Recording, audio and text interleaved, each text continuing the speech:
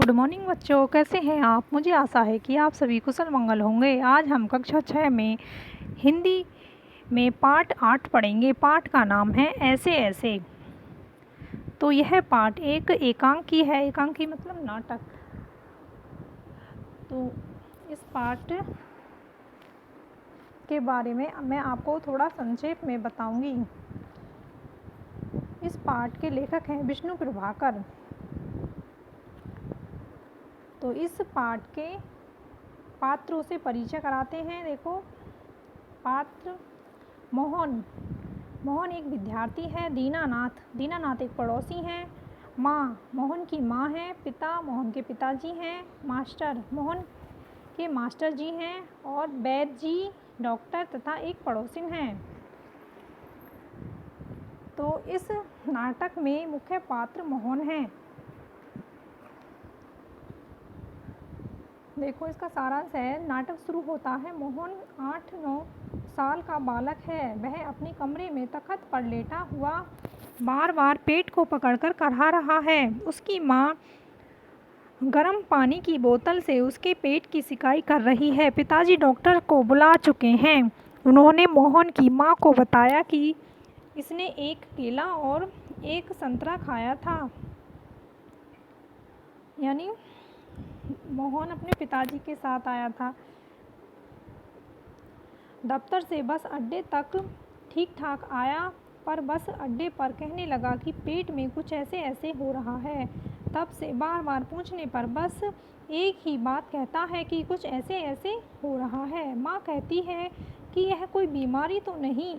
माँ ने उसे हींग चूरन फिटकरी दे दी है। तभी डॉक्टर का फ़ोन आता है। पिताजी उनको मोहन के विषय में बताते हैं। डॉक्टर 5 मिनट में आने के लिए कहता है।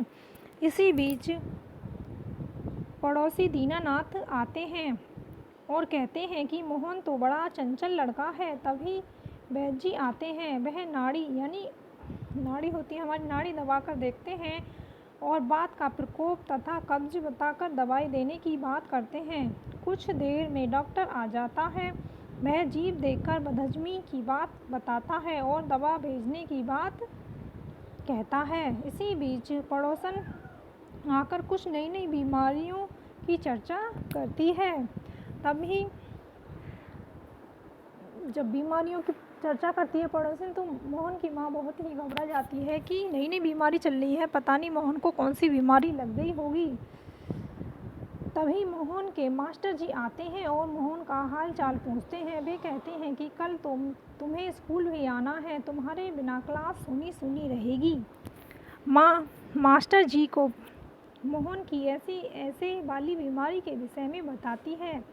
मास्टर जी समझ जाते हैं कि इसने छुट्टियों का काम नहीं किया है, इसी कारण यह सब बहानेबाजी कर रहा है। वे मोहन को 2 दिन की छुट्टी और देकर काम पूरा करके स्कूल आने की बात करते हैं। यह बात सुनकर माँ ठगी सी रह जाती है। यानी माँ को सब पता चल जाता है कि मोहन बहाने कर रहा है, उसे कोई बीमारी नहीं है। इसी बीच पिताजी दवा की शीशी लेकर आते हैं। सारी बात सुनते ही दवा की शीशी उनके हाथ से छूट जाती है और सब हंसने लगते हैं। यानी सबको पता चल जाता है कि मोहन को कोई बीमारी नहीं है, वो बहाने कर रहा था क्योंकि उसका वर्क कंप्लीट नहीं था। तो इस नाटक का सारांश यही था।